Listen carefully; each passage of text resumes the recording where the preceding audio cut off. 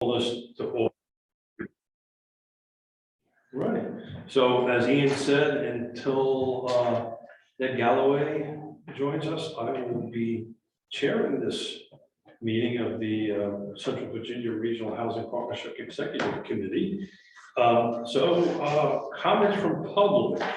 Is anybody in public online? I don't see any. See any public in the room? So we're going to skip past that. And item number 3 is the consent agenda. That will consist of the minutes from the April 27th and the monthly financial update. Has everybody read them? Any questions, any edits?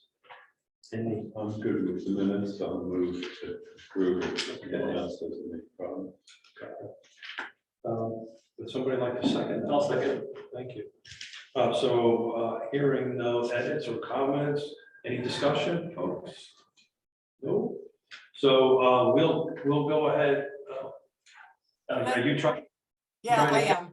Can I just remind folks that sometimes the Water Street Center can be very echoey, and it's a little bit more difficult for me to hear you when I'm virtual. So if you could just remember to project, speak up and project so that I can hear you properly for the minutes, I would appreciate that very much. So you want us to be loud?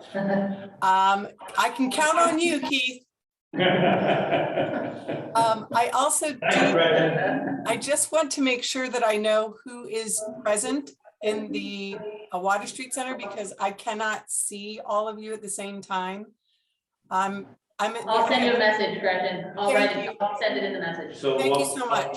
Thank would you. you like us to do a roll call or something like that? Would that be helpful, or? Now, Christine, if Christine can send me the information, that would be just fine. Thank you so much. Okay, great.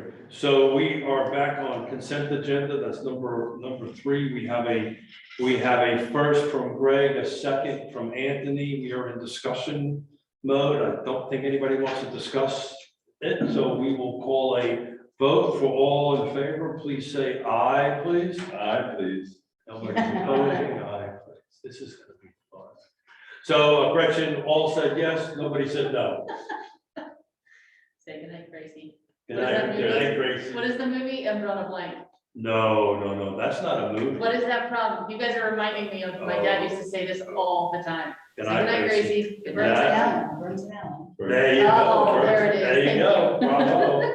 1930, George started as a radio. I know all this useful stuff. Started as a radio show, then moved into an early TV show. Sorry to go down that rabbit hole, but that's. Well, I'm trying to make up some time. I have a technical question. As Colette's alternate, do I have her vote? Yes. Yes, There we go. Thank you. and you also have the right to appoint her to anything. She warned me against that. Uh-huh. Make sure you don't volunteer me for it. So, do we want to wait a little longer to go into chit chat a little bit before we go into strategic planning committee? I know you've got quite a bit to say about that. Yeah. So at the moment, we're missing who was supposed to join us today? Ned and Margaret. Okay, is Margaret coming in person? That's what she told Okay. me. She told us she would be Is, And Ned should be joining. He said his retreat joining a little bit later. well, I can handle it. So, if it's okay with everybody, we'll move into strategic plan committees, or I don't know, how do you feel about that, Ian? Do you want to jump over to maybe the We funding? can talk about the event first. Right, and go back to that. Okay, Yeah. great. So what we'll do is we'll go jump to number 5, and we'll let Ian take over that. Hopefully we'll get some more folks. If we need folks to volunteer for the, thank you, Ian. Yeah, first.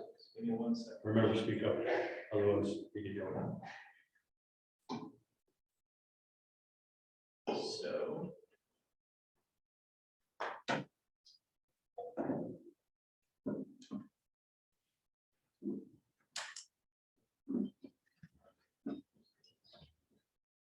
Okay, so I just wanted to give a brief update from my end, and then we'll hear from Gretchen about the ongoing fundraising effort for our summit in the winter. I guess to preface this, we're still obviously working with the Omni to get a date scheduled.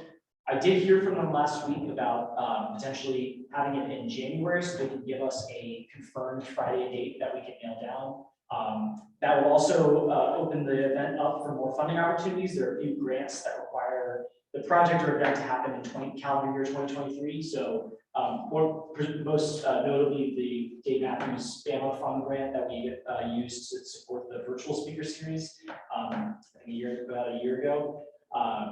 And so, yeah, we're still working on the actual fundraising. Gretchen will talk about who she sent this appeal out to, and then sort of what we hope to leverage from y'all's networks and y'all's relationship. But some background about the summit: we're almost completely full in terms of our breakout sessions. So Greg is a great example. Greg will be moderating one of them. I spoke to him yesterday about the faith-based partnership one. I'd be happy after this to send out the full list of some of the panelists, but we're looking at folks from Virginia Tech, the Federal Reserve in Richmond, some folks from think tanks in DC, really a wide variety of topics. It's policy progress and partnerships. And so I think there are 9 total breakout sessions, and we have about 7, I would say 7.5 confirmed with all of our panelists. There we go. So in terms of the actual event planning, the events committee also sent out a poll, and we have 2 top candidates for our keynote address that we're looking to pursue in the next few weeks. It'll be a lot easier, obviously, once we have an actual date to offer them, as well as some quotes for how much they might need to come and speak with us. But in terms of the actual planning of the event, we're really, I think, doing pretty well. It really will come down to ensuring that we have space to do it at, and an actual contract that we sign with the Omni, just so we can start putting out, event registration, getting sponsors a more concrete date, et cetera. In terms of the amount of money that we've already raised, we have a $15,000 grant from Virginia Housing that we applied for and got, I believe, in late June or July. We are hoping to have the budget for this event, including all rental space, potential payments to a keynote speaker, as well as staff time to prepare for it, is between $45,000 and $50,000. I've submitted also a $10,000 grant request to Dominion for an event sponsorship. And then obviously, if we're able to move this to January 2023, there'll be a few more grants that we'll be able to apply for. But I will let Gretchen sort of talk about what she's been working on. We worked to create a list of folks around the area that we sent this appeal to, so she can kind of talk about who's received it and what's going on with that. So there is no registration fee for guests? There will be. There will be. We'll do it the same, Ian, I didn't mean to take over. No worries. We'll do it the same as we did before, where there's a nominal fee, probably less than $50, and we'll also offer a significant number of sponsorships to make sure we have community members, if they can't pay, then they'll be paid. There will not be a fee for partnership members and speakers. No, I'm just concerned with affordable community itself, being able to come free. Yeah, I think last summit, there were about 210 people in person and about 30 people were on scholarship. Full paid, we just sponsored their attendance. Good. Okay. And that's baked into this budget. Yes. All right, take it away, Gretchen. Okay. So I, last week, the week before and last week, sent out letters, fundraising letters and emails to about 100 people, organizations, not just necessarily people. Anything from banks to foundations to different jurisdictions to UVA, all kinds of places. Some were previous sponsors, people who had given before. Some were potential new sponsors. I'd say half and half were, the previous sponsors, and well, probably more than half were potential new. And we drew from the webinars that we had done in 2021 for transportation and housing, the equity in housing, the pro forma, and the zoning webinars. We pulled from those as well. Given the fact that I sent it out snail mail, I don't know if anybody's actually received them yet. I'm hoping that they have. I haven't personally heard back from anyone. I don't know that Ian has or Christine or, but they are out there in, you know, they're off my desk, out of my inbox, and they're in theirs. So hopefully we will have a nice response, at least a few who will respond and decide that, you know, it's worth their while and it's a, you know, worthwhile cause. But beyond that, I don't know what else to say, except that I know in September we will do a second touch. Just reminding them that we are still looking for, you know, we're still in fundraising efforts, and hopefully by then we will have speakers sort of nailed down, and we can, you know, be a little bit more specific with them, dates, times, you know, a little bit more info so that maybe it's a little bit more compelling. So that will happen probably in the next few weeks. As soon as, I think, Ian, as soon as we maybe get our speakers confirmed. And yeah, that's okay. Yeah, and thank you, Gretchen. What I think is probably most appropriate as in terms of the next step for you all, what I was planning on doing is creating sort of a packet or at least information about what this event is that I can give to partnership members, because I think it's really critical that we are relying on partnership members network. You know, I think a lot of the folks that we've touched with this first appeal are folks that you engage with and are aware of and are, you know, potentially, you know, professional acquaintances with or friends. But I want to make sure that, and I guess the real issue up to this point is that we haven't been able to provide a specific date yet. Once we're able to do that, I think it'll be a lot easier because we have a lot of confirmed participants in these breakout sessions, and then we'll obviously be able to get a keynote speaker. So I think, hope for right now, I feel like we're relying on the good work that, you know, previous summit that folks remember, as well as these speaker series to indicate that we are, you know, folks understand that we put on events and they know that they'll be valuable. But what I want to be able to provide for you all is actual specific information about what folks should expect this conference to be or this summit to look like. And of course, most of the conversation as of right now really only happened internally at the events committee. So, but I think thank you, Gretchen. We're ready to provide that all to you all for your help. So looks like Ned is joining. Ned's your call. I just saw your text. It's your call. I can continue along, or you pick up. You're the chairperson. I'm sorry, Keith, what was that? I said if you want, you can pick up from here, or I can continue, whatever you. I think just given my current place, it'd probably be better or more effective for you to just run this meeting. Okay. Got it, sir. Thank you. So we're just to bring you up to speed. We're talking. We skipped over the strategic plan committees, and we're talking about the event committee because I wanted to wait until you joined us before we started talking about the strategic plans. So Ian, I have a couple of questions if you don't mind. So just back in the napkin math, it's roughly going to cost us 50 grand. Yeah. We've got 15 committed. Yeah. If we're charging roughly $50 and we have 200 people, it's probably another 10 grand. So that leaves us 25 to find. You mentioned earlier you had a couple other tracks, which was again, I didn't. Dominion. So we have 10,000 in for. Sorry. Yeah. They have not committed yet. No, that application is expensive. Got it. And then there was one other. Well, if the conference or the summit gets moved to January, we can apply to the BAMA grants. So, which I believe, do you know what the maximum for that is?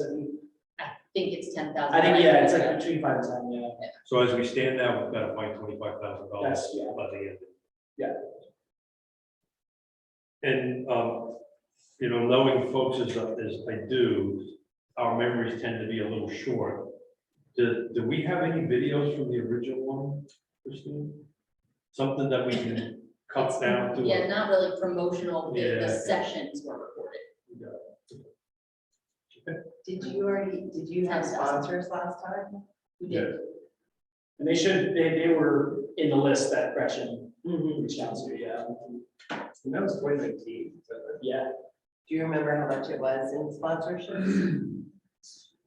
20, I'll look that up also while we're sitting here, 27,000, so about half. What we did not do last time, since it was our very first summit, we did not actually raise funds to pay for staff time. We used PDC funds for that, and so for this one, we said we really want this event to be a standalone funded event, so that we're not pulling from other initiatives that the RHP identified in the strategic plan. Yeah, so what we're hearing here is, everybody on this committee and the whole RHP, you can kind of reach out to their, I was gonna use the word Rolodex, but I don't know if anybody actually uses I know what it. that is. Yeah, I would admit that would make sense. And start touching people that we know and try to get some money. Gretchen, do you have email addresses for that same list? I'm really wondering how responsive people are to snail mail anymore.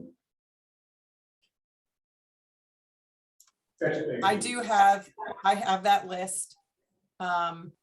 If you want to reach out to me separately, I'd be happy No, to. I'm just thinking that a follow-up via email Sure, might be effective. And absolutely. maybe that's the second touch base. Yeah. Um, I Like, think- from the private sector side of things, I would encourage doing it sooner than later, because sometime around December, they want some tax write-offs, so I'll reach out to some private sector folks. Great. Yeah, I definitely think you should phone the people or have, somebody who's connected with the sponsors who are sponsored last time and didn't sponsor or haven't yet, like when it comes down to cut time, to call them up and say, hey, yeah, remember us? I can do that. Yeah. Yeah, again, I'll put something together for you all just to have, if you need something extra, just with descriptions of some of the breakout sessions. Again, all of this has sort of been within the context of the events committee, so I think it'd be helpful for you all to have that, just to, obviously the sponsorship tiers, but then exactly what they should expect from what the event will look like. So everybody, with the exception of Alice, was at, and Margaret, you at the last one? So we know at least what we're talking about, so we can turn on our salesmanship skills and start asking for them. when do you think the date can be nailed down? The email that Ian got last week with the available dates in December were like Mondays. And so we went back to him and said, it can't be on a Monday, right? Especially if we want a night before networking event. So we asked them to go into January to give us dates, and we haven't heard back yet. I just did hear back. I did actually just. Oh, just got it? With the first Friday in January, which is the 6th.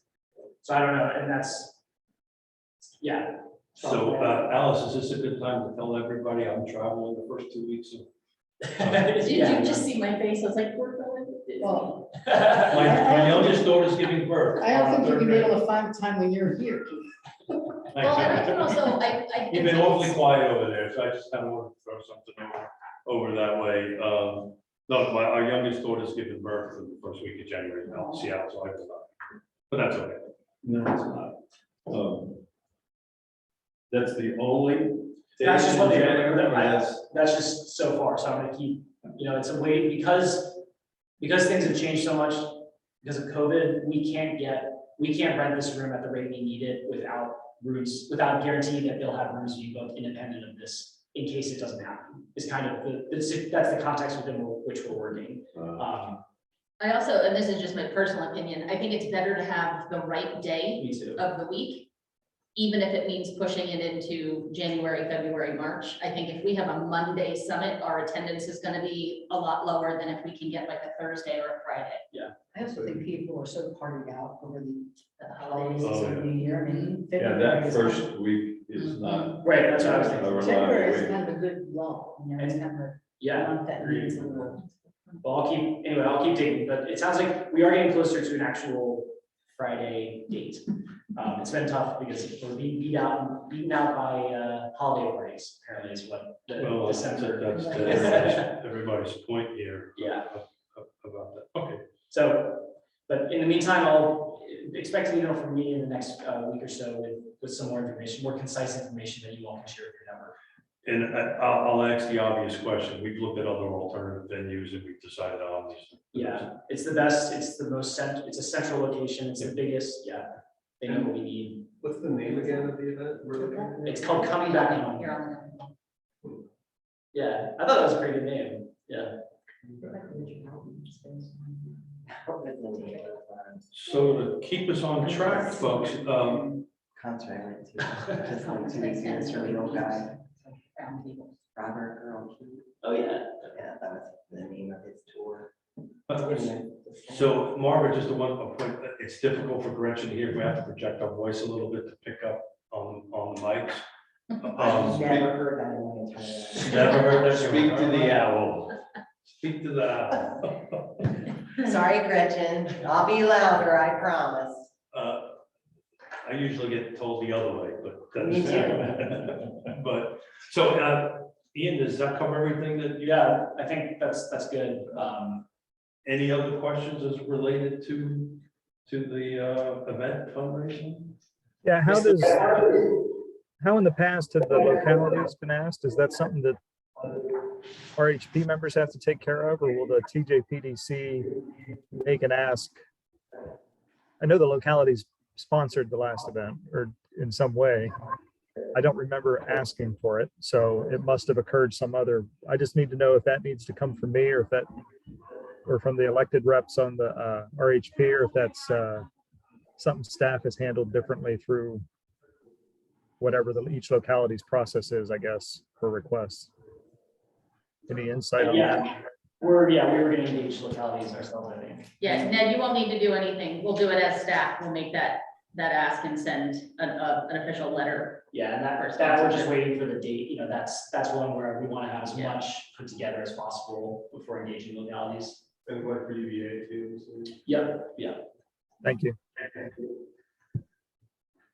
The question I had, and Ian, forgive me, I probably should know this, but I know I wasn't in the last couple executive committee meetings. The sponsorship amounts, those don't include an evening before, right? Because we were still trying to pin down a date. That's going to be a separate sponsorship for a networking event. if Yes, we hold it. yes. Okay. Yes. Thank you. But I do think, I'll have to take a look at the draft budget again, but I do think some of that cost is included in that. I think it should be. Space rental, I think there is Yeah. stuff. In the 50,000? Yeah, I Yes. think it is. That's the whole 1.5 days or, 1.25 days or whatever. And I think we did it last time. It was a special sponsor for that particular event. Any other questions for staff or by staff for us? All right, we're gonna move back up the agenda to the strategic plan committees, and Ian is gonna present that to us. All right. Did you hear me? No. I'm sorry, I said this is the Ian show. That's happening. All right. Okay, you guys see that? Mhm. So, hi everyone again. So, as you might remember, in our June full partnership meeting, we officially approved the strategic plan for the next 5 years for the Central Virginia Regional Housing Partnership. And you might ask, how are we going to implement the things that we've decided to do? And if you've forgotten what those things are, the 4 major categories of goals that we had are equipping stakeholders for success, strengthening the affordable housing ecosystem, creating a sustainable infrastructure for the RHP, and then deepening and sustaining collaboration between stakeholders. And each of these goals has a variety of strategies that support it. And one of the last pages that I forgot to actually include in the packet, but there's a separate page that lists some of the goals we have for this calendar year. So what we hope to accomplish by the end of the calendar year. And some of those are included within the goals. But the way in which the Spark Mill and myself, Shelby and Margaret in our implementation meeting sort of decided that the best way of doing this would be to create committees within the Regional Housing Partnership that guide staff action through these. And so the 4 goals, like I stated, contain smaller strategies. So one of them being creating a toolkit of affordable housing policies, creating a list of resources that localities can access to fund affordable housing initiatives, and deploying this real-time regional housing dashboard. These are all things that aren't necessarily appropriate or able to be put into an executive committee agenda at each meeting. And so the 2 committees that we ended up sort of creating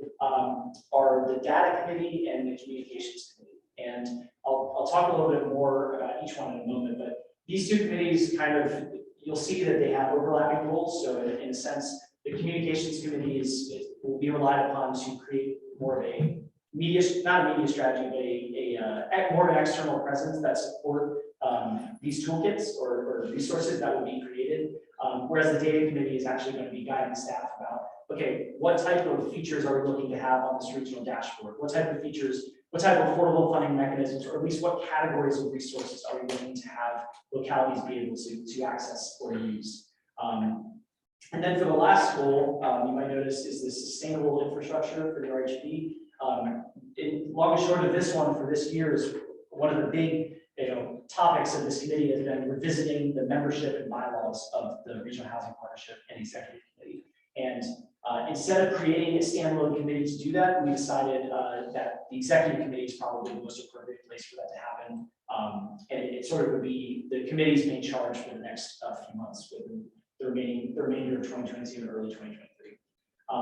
And so, yeah, the data committee, like I talked about earlier, it's going to be prioritizing 3 major initiatives: constructing this housing toolkit, so thinking about the types of tools, thinking about how often it's updated, categories, basically building it from the ground up. What exactly we want to have accessible by localities and stakeholders in regards to housing affordability. This housing dashboard, will we be able to get a sponsor for it? Where are we going to get the data from? Can we leverage existing resources into something that is specific to our planning district, or do we have to do something ourselves? And then, yeah, really maintaining and again, guiding staff on how to maintain and create and collate a list of resources, affordable housing resources that localities and stakeholders can access. That really puts the Regional Housing Partnership in a more active role in terms of providing information that can spur affordable housing development in our region. And again, the Communications Committee is a little more, both of them do what they sound like. Communications Committee will focus primarily on an education strategy, so thinking about these types of lunch and learns that we've had in the past, thinking about newsletters, best practices, really advertising the dashboard, toolkit, and other RHP work products. And then, yeah, this idea that we had that's within the strategic plan of having these networking events quarterly or biannually, whether that be workshops, speaker series, kind of bringing together the stakeholders that aren't just on the RHP quarterly or however often the committee recommends, but really being a venue for that type of, I think that our biggest strength, which is convening all of these different types of stakeholders that touch affordable housing. And then again, the executive committee is going to be looking primarily at funding, bylaws, and membership. And so what we need from the committee today is we're going to go ahead and form these committees and staff them or populate them with members of the Central Virginia Regional Housing Partnership. What we need is 2 chairs from the executive committee to chair the data and communications committee. Of course, this is sort of all very skeletal and nascent, and we haven't decided, of course, how often those committees need to meet, how long those meetings are going to last, but I imagine probably monthly or bi-monthly at the minimum. And really those committees, I think the main responsibility would be staff, being the chair of that committee would basically be ensuring that staff had access to committee members that would guide staff action. So I think what we're probably looking at is a meeting structure that would be like a meeting. We're going to talk about and decide on different variables or different outline from these tools. If we're talking about, for example, the data committee, staff would work over the next month or 2 months and bring back either completed work products or outlines of what the work products are, and then that committee would say, okay, that looks good, just because the only, the thing we all had to kind of work through during this whole strategic planning process is because this is a volunteer advisory board, we're not expecting you all to have to do this. This is going to be TJPDC staff actually doing the implementation work. But we do need, because this board, because it is a volunteer advisory board, we do need it to guide it. And this was our idea of how to best marry full-time staff and obviously volunteer advisory members that guide the work. And so, yeah, what we need to come out of today is 2 people to volunteer for that. In the meantime, after that is done, we will try and start recruiting from the full partnership, and obviously present about this during the September full partnership meeting, and hopefully have these committees up and running by the end of September and start really getting our team into some of these strategic planning goals. I'd be happy to answer your questions. Christine and I had a few conversations about how this all works into our next strategic planning implementation grant that we're going to apply for from Virginia Housing. That if you're to sort of refresh your memory, and this is something that I'm meeting with them about tomorrow, but there's funding not only to support the actual work that's a strategic plan to fund what Spark Mill did. There's now, we can pick some of the goals and deliverables that we've chosen, and they will fund the implementation of those. So part of it also, deciding what is most appropriate for that to fund. Keep in mind, we have a land bank study that's identified as a goal of ours. If we can find other funding that isn't this implementation grant to fund that, it might open that money up for funding something like a consultant to help with the membership and bylaws revision, or the dashboard, or et cetera, et cetera. So as more clarity about that comes down the pike, I will obviously keep you all informed. But that is sort of where we are at right now with the strategic planning implementation. And I would be happy to answer any questions because I feel like I've been talking for a while. So. Any questions for Ian? My first question is, what is the time commitment you believe these chair It positions? would just be primarily the meetings themselves, I think. Yeah. Are they gonna be virtual meetings? Yeah. And when you said bi-monthly, that means every other or twice a month? Oh, I'm sorry, every other. Yeah. Not just.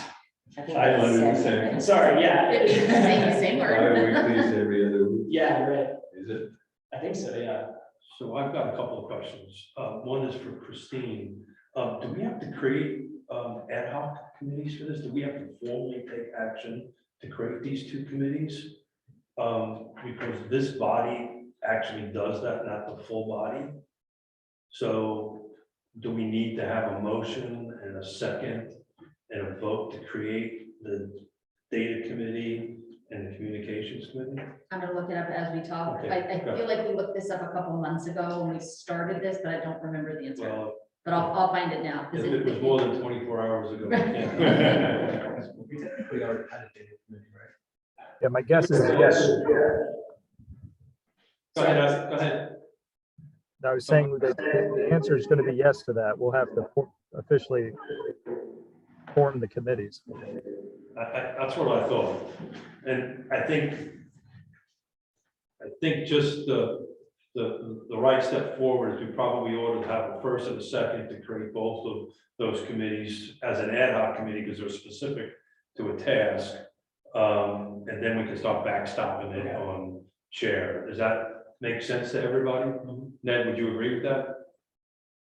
Okay, well. And the bylaws state, the executive committee may create such committees as it deems advisable from time to time. Good. And the executive committee shall appoint the chair and the members of each committee. Got it.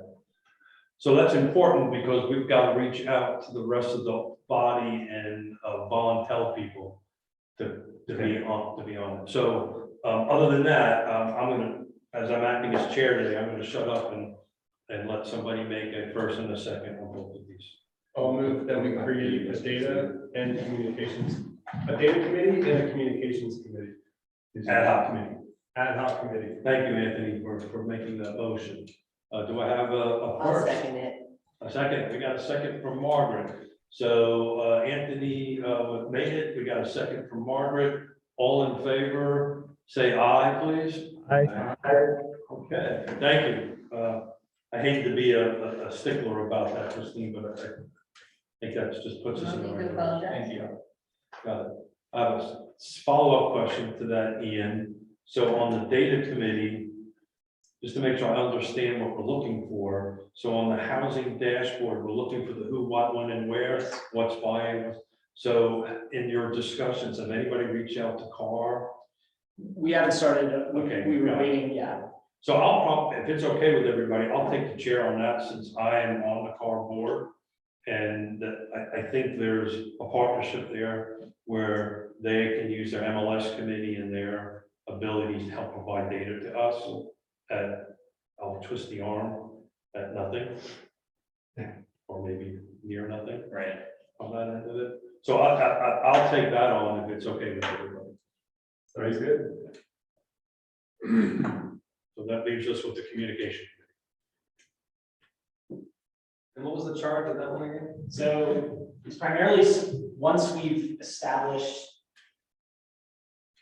So part of it, and I'd be happy to get this sent around the full strategic plan, but really supporting outreach efforts on behalf of these new resources, as well as trying to start planning these. Now, so we might end up, you know, because the communications committee, some of what they are charged with doing within the strategic plan is kind of similar to what the events committee is doing. It's So been, right, so that, yeah. there's a committee already doing a lot of this.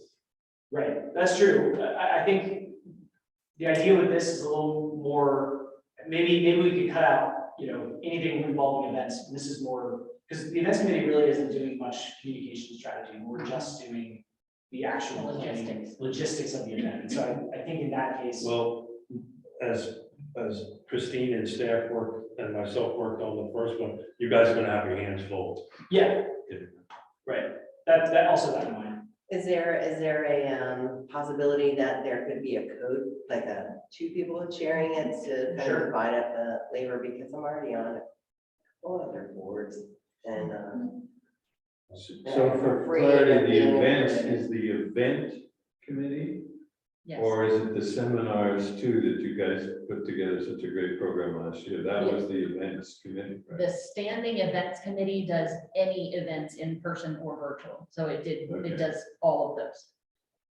And I think what you want to think about this one is more like from a strategic standpoint, what do you want to do overall? What are your tactics going to be? Yes. Not really like, how are we going to get everybody to the June 3rd? Exactly, that's exactly It's right. like, who's going to rent the plays and stuff like that. It's really like, what is our communication? Like, procedure gonna be? are we What creating is this? the tool Yeah. we're going to use, you know, how are we going to brand ourselves, or, I mean, I don't think branding's going to come. So being this conversation, you might want to drop that third bullet. point. Yeah, I agree. I think that will be, yeah, And just focus on the first two. yes. I mean, I'll be more than happy to help out any way I can on this, but I was hoping somebody else would take on the communications. And I too want to support it, but I am hesitant to take on a chair position at this time. Well, Hate to play the nose game, but I just want to be, I want to be, you know. if I will take on the chair, if somebody's willing to join me in case I'm traveling, as Alice says regularly. Well, I can do it. Okay. I can do it, but that's kind of what I was thinking. Yeah. Maybe if we put it out there that somebody would want to co-chair with me, so that if it gets to be like where I'm dying. You Yeah, guys can see. Margaret, I'll help you out with that. All right, awesome. I also think that once, Yeah. I also think once the committees are structured and populated, it's a good opportunity to get people outside of this committee into more of a leadership role. So like in that example, of the co-chair, you get, I don't know, whoever the 6 people or whatever the number is, and one of them steps up to be that co-chair. That's only a good thing for engagement from the rest of the body. So I would encourage that with all these committees, with the exception of ours, because we're the executive committee. And the important word Keith said earlier was voluntel. I'm not looking, in my opinion, we suggest committee assignments and then let people say, I'd rather be on that committee or this committee, as a way to say we're looking for engagement from the full partnership. I'm not afraid to say that to everybody. Because if we just let it up to volunteer and recruitment, we're not going to get what we're looking for to pull this off, in my opinion. And the communication strategy, we just had a developer in front of our board last week. And when I said, how are you going to ensure that your affordable units are filled by those who need it? When I asked if they knew about the Regional Housing Partnership, they said no. So they're just looking traditionally to the housing department in Albemarle to move them. But that communication strategy, there's a hole out there that it can fill with good strategies. And it's important enough that we can't wait on people to raise their hand and say, I want to participate. So long way of saying I support the volunteer, or even putting out suggested committee assignments as this body is able to do. And then people can pick and choose where they want to put their time and effort in, if they want to switch or whatnot. But I'm throwing that out there for consideration. So the conversation is congratulations, so-and-so, you are now on the communication committee. What an opportunity. I'm sorry, to piggyback what Ned said, that also allows us to be really thoughtful about getting all the pillars in each of these, to make sure that there's a private and a public and a nonprofit person thinking about how to communicate in all of the different spaces. Yes. And I think also the whole conversation, goes back to what the executive committee is supposed to be doing in goal 4, which is looking at what membership is supposed to be. So we might be able to, through this process, examine gaps that we have, just keep marking stuff up on the wall. And I wanted to loop around to the members of the ad hoc committee too. I think we were mentioning that we were gonna call and tell people on the Regional Housing Partnership, the larger body, is that right? Yes. And I don't know if that's in our bylaws or something, but I would also love, I'm thinking specifically about the Housing Navigation Hub at PHA and how I think that staff from that program would be crucial for this, especially because the dashboard and the toolkit and the housing listing kind of tool. I just think that would be a crucial element to this committee in particular. So Yeah, I don't know if we have to stick to only. I don't think we do. I think, Well, We don't need to, PHA it says in the bylaws. Is an RHP Sure. member. Right. But So you're reaching out, like Dr. Bethia is not one of the board members, but she Sure. as an extension of Albemarle County being an important member of the partnership. yeah, I think that's a great idea.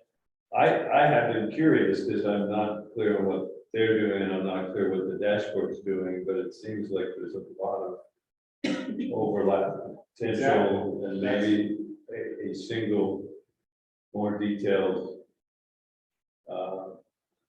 dashboard could accomplish it all, which starts with what's existing, which is it existing? A single one? The PHA. I guess I should say I don't know. I don't know. Does the Piedmont Housing Alliance have a dashboard? Is that what you're saying? There's been some discussion amongst all the not-for-profits about trying to come to a single point of contact or a single location that any person can go to looking for housing. I'm 99% confident that has not. Right, there's a bunch of individual folks working on Because, PHA. for a while, we did the space planning for Habitat's new offices. There was an office set aside for that. It's not occupied by that. Well, that And then I became, hear PHA's got something. Yeah, they have the Financial Opportunity Center and Housing Hub. yeah, right. So they have staffed that as well. And so Okay.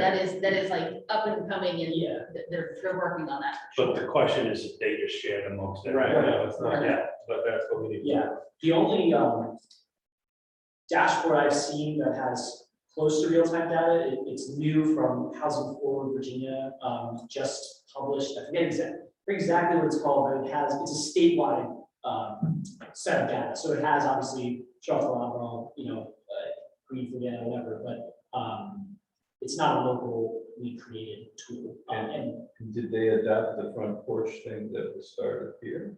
Not officially yet, as my understanding. that's Did who adopt that? Did PHA build off of that? Not yet. We've had Is that several, still being we've had maintained? several So, yeah, meetings with them and with the emphasis developer on this. yeah, that's a slightly different, I know we're getting off topic, we're actually getting into the substance and not the formation. I was just thinking. So this is great questions, great discussion, but that's what these add up. Yes. That's committees what are it supposed should to be. yes.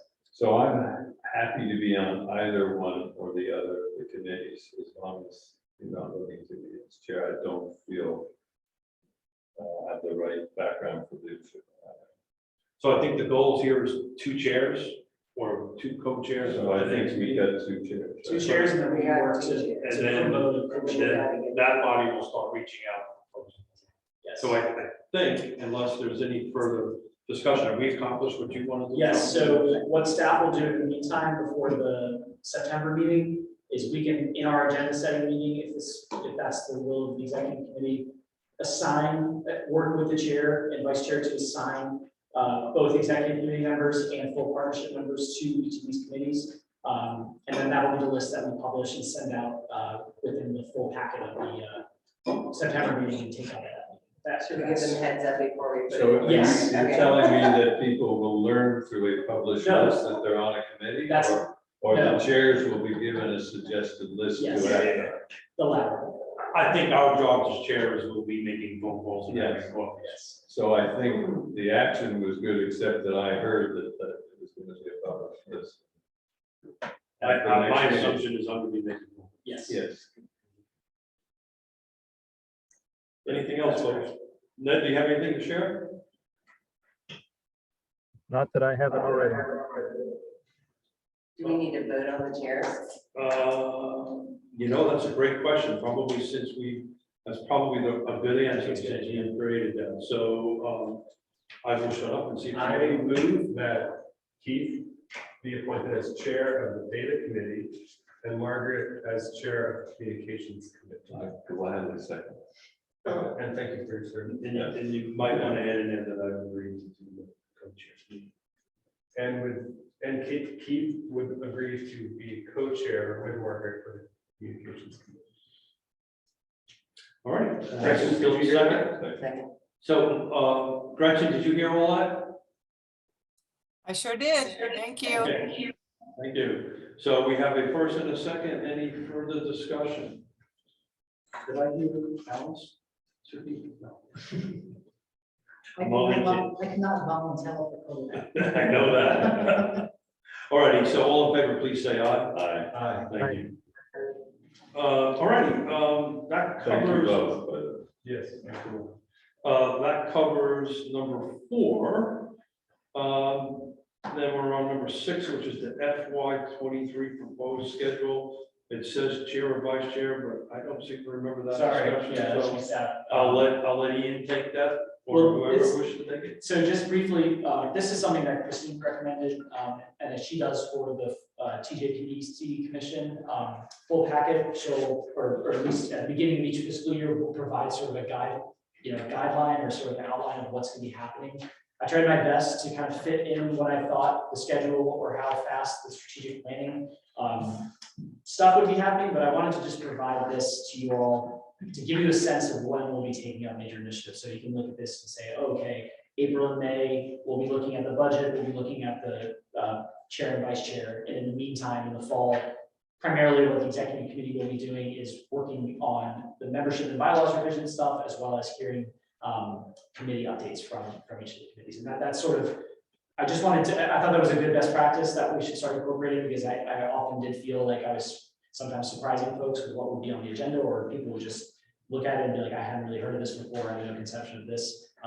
So we're trying to eliminate that and trying to do committee management a little more efficiently. So this obviously is a subject to change, but I wanted to just give you all not only the topics that will probably be taken up in each of these meetings, but also just for you to look at, okay, there are about 7 meetings left in FY 23 in addition to the full partnership meetings. And this is something that I hope to do for the full body as well. So nothing that needs, unless folks have questions, I just wanted to provide that to the committee because it felt like something that we should start doing.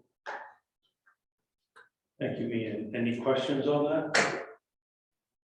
Okay.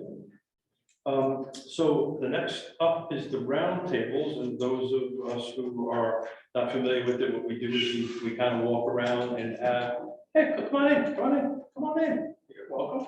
I'm here for another meeting.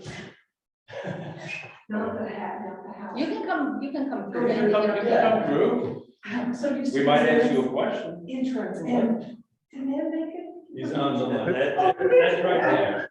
There she is, assign her to a committee right now. Don't go away. I'm gonna try to find my meeting there. See you later.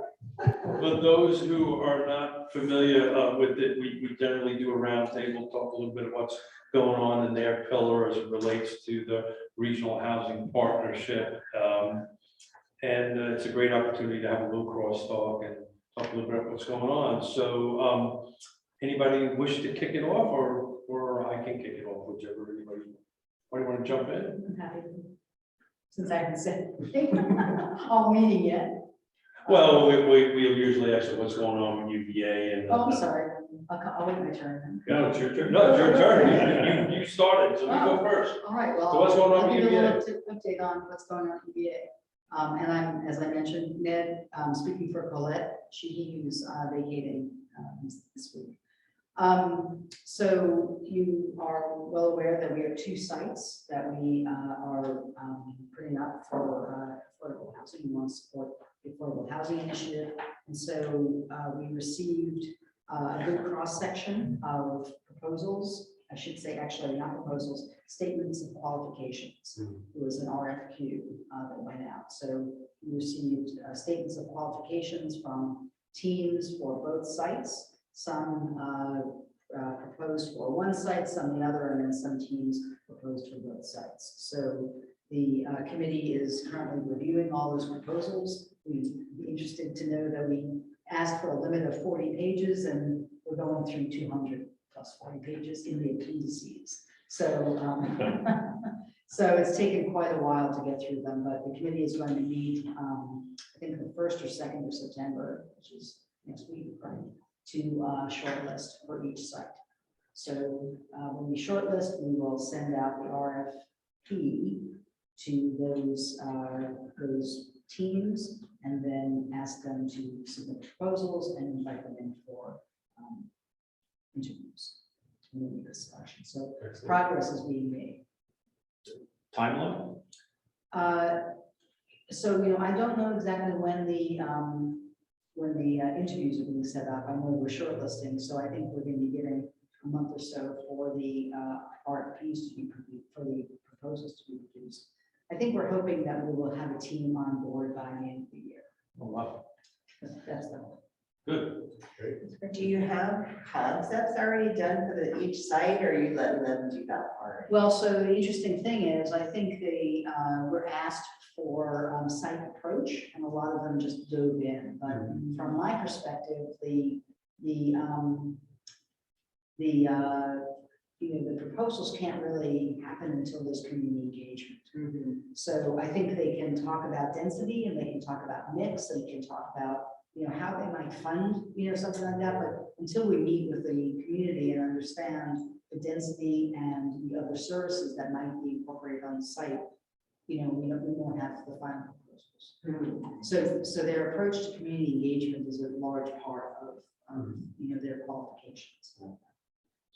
So Alice, for those who do not know you in the room, you might want to let everybody know what your role I'm is. sorry, Alice Rauscher, I'm the architect at the university at UVA, and a partner with Colette on and many others on the affordable housing initiative. I'm working on it quite a while, and we're partnering with the University of Virginia Foundation as well. We will be leasing the land to them to have them go through the process as a private developer.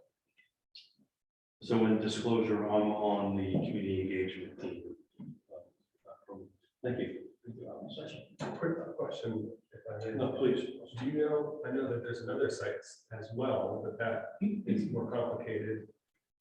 I don't know if you got an idea of like when that might be. So that's North Fork, Yeah. which is a foundation property that is currently actually being reviewed by the county for rezoning. I think it comes up for review in November. I think the hope is that that will, pass through rezoning to have a, the residential component in the park by the end of the year. And once we know that's happening, we will then send out the RFQ for that site. So the difference between the sites, so everybody knows, and Alice, correct me if I'm wrong, of the two sites that are currently more multifamily oriented and more rental oriented, if I understood it correctly, and the North Fork may be more on a single family level. Is that still the track or? I don't know that that's been determined, Got it. Keith. I think that, I think the approach varies by team. I think the approach varies by team. I do know that we will be talking about rental units on the two state property sites, which are Piedmont and Portland and 10th, and there's the potential for homeownership up in the North Fork. Well, Alice, thank you. Unless somebody has any other questions, I know that's been a huge project for you guys. And thank you. It's huge for the region too, I think. Sorry? Yeah. It's huge for the region. I think it's wonderful with universities. Yeah, no, we're very excited about Margaret, what's going on in your world? Well, I know I'm supposed to be speaking for all of the rurals, but since I'm so rural, I only know my rural, so I'm gonna talk about them. I could talk about southern parts too, because I interact with Appomattox and Amherst a lot as well. We're just doing our thing. Renaissance Ridge is still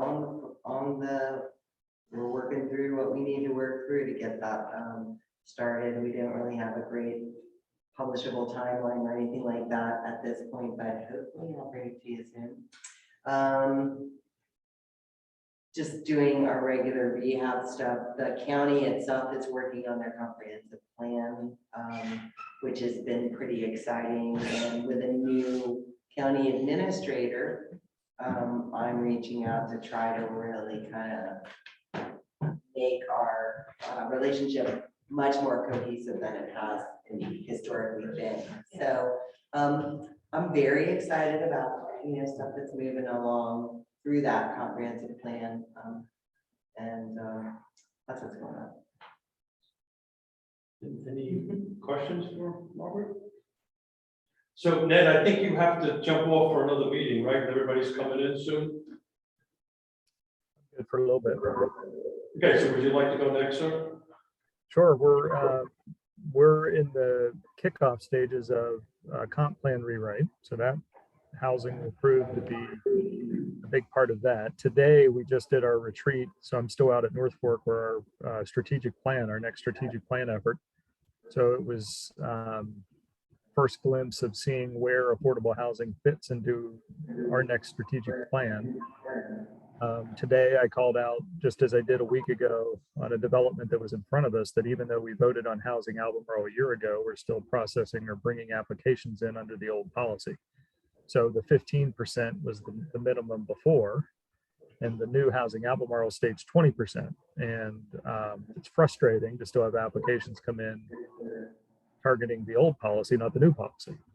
So today was another opportunity for me to interject that housing Albemarle needs to start being treated like a policy that was voted on, which it was, and our actions need to follow suit. I was encouraged that last week, even though the bar was 15%, that developer did come in and got to 20% affordability to reach that mark. And frankly, I'm hoping and encouraging all to come in and stop trying to meet the minimum of the old policy and aspire to at least hit the minimum of the new policy. So that's just something as one supervisor can scrutinize as these applications come before us. The other big thing is come July 1, we had $5 million available to us in our housing fund, and all but about 500,000 of that has been already programmed. It doesn't leave us a ton for this year, but it does mean that monies that we've had in a reserve and the new monies we were putting into the reserve are getting put out into the community. We had over $20 million in requests, so we were able to attack about 25% of those And obviously the board, if other elements come before us, well, it may have to go find where those funds come from. But I keep pushing the housing team to get back in front of us, to keep considering what our trust fund's going to look like, how it's going to work, what the structure is, and then committing ongoing annual operational money into that fund versus using surplus funds when they come available, or one-time monies to continue to financially support these programs. So all of that's underway. I know that we're working on the incentive program of Housing Albemarle. That tends to be the delay. But I think we're finally to the point where that'll be past us, and next big talk will be that trust fund and then all the other elements of Housing Albemarle. There you have it. Any questions from Ned? Ned, thanks for everything you're doing, buddy. Greg, your world. It wasn't arbitrary me getting into the single point source. When rezonings happen, there's a commitment made for affordability. And I've had a conversation with the city that's reviewing a zoning. And there's a standard clause that's often tried to be thrown in there. If we can't find anyone in 90 days, you know, the heck with affordability. And it seems to me that with 4,000 people desperately looking for housing, there's a role that needs to be promoted, whether it's an expanded PHA, whether it's expanded hour. You know, I don't know what our own status is with front porch.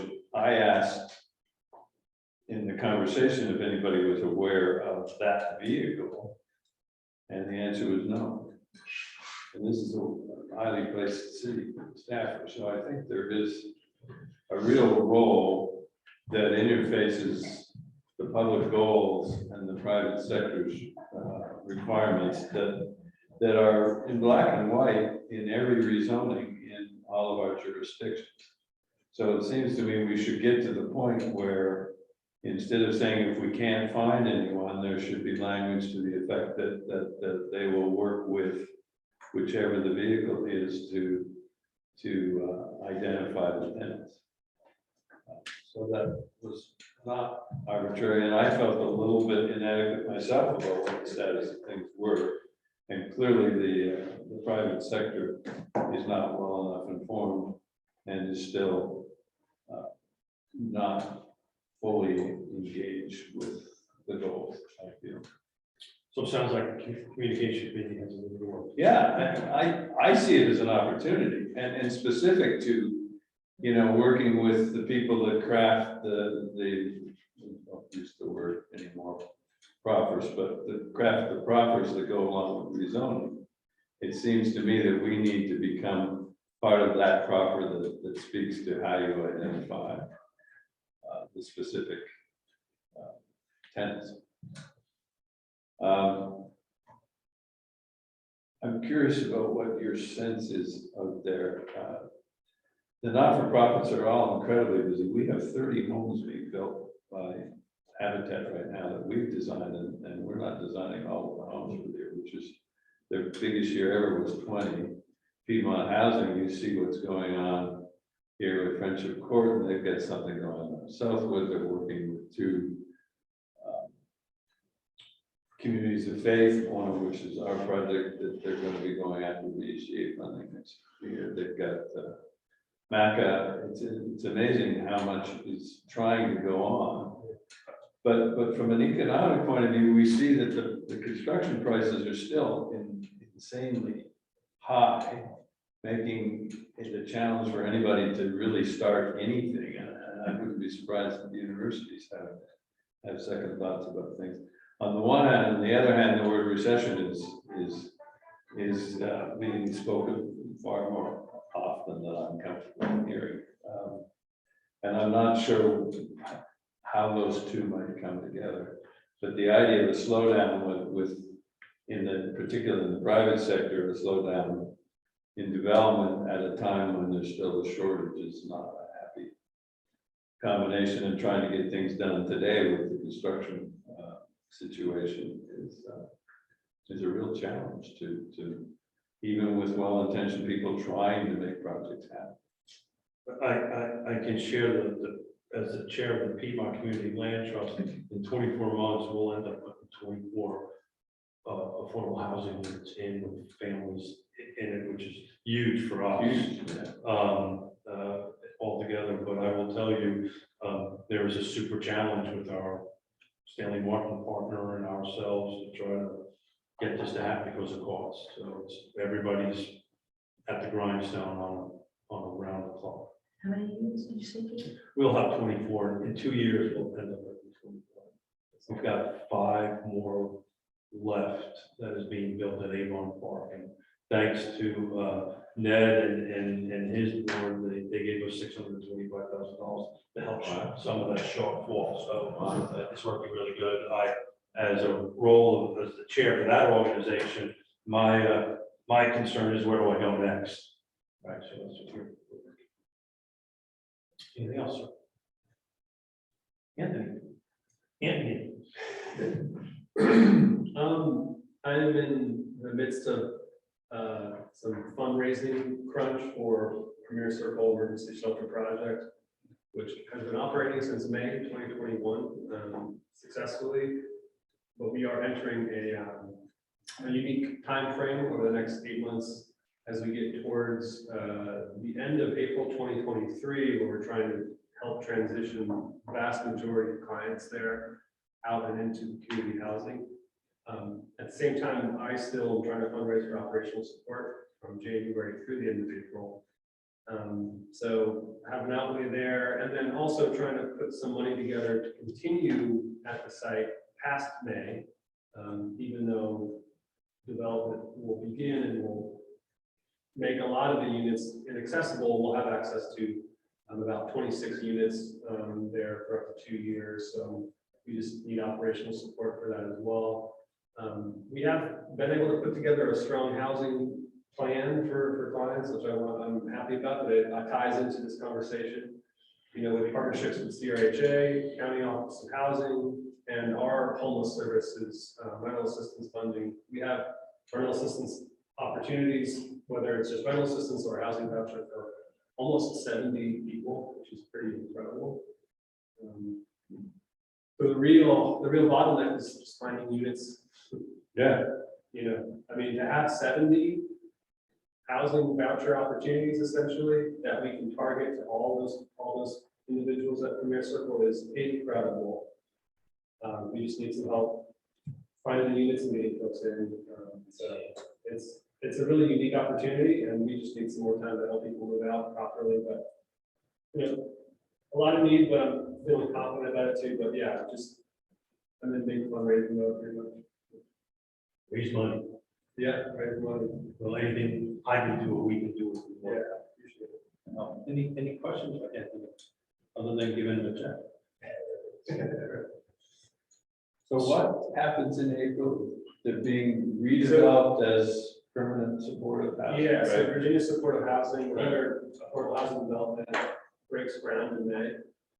And it's going to impact a couple of buildings. And so we have to reduce, you know, we're trying to get everybody housed. If we can, that's excellent. But we're trying to get just decrease population. We have to concentrate on just one building.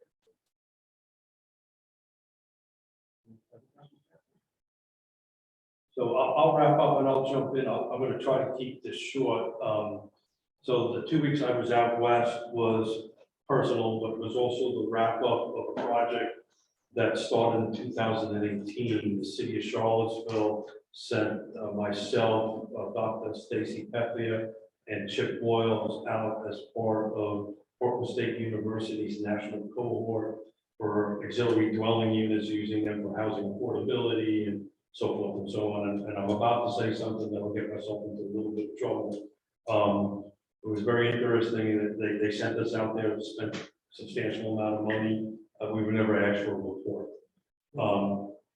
I, on my own expense, continued along working with teams out there. And when we were out there, we mapped out on the back of a napkin, actually, how we can take the 4 pillars that we created here and actually produce using the land trust, the private sector, both planning departments, in the 2 weeks I was just out there actually touring missing middle that get built, actual ADUs that got built, and spent 2 weeks touring projects, and also spent some time with my games, so it was fun. Spring it up in Seattle, but it was really exciting. So anybody who wants to know any of the jurisdictions to know, they made some magic happen, and it's pretty awesome on how they put it together. He and I had lunch. I went into my show and tell on the back of a napkin on how we actually, I use the word we, how it actually was accomplished.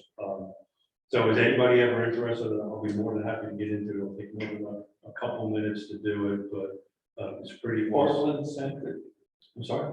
Portland based. Actually Seattle was most of the Seattle. Most of Seattle, yeah.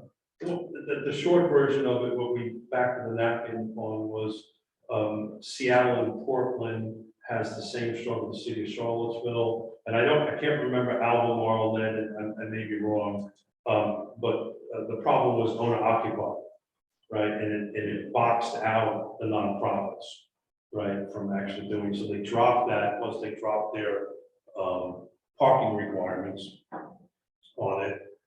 They didn't necessarily drop it, they amended them a little bit.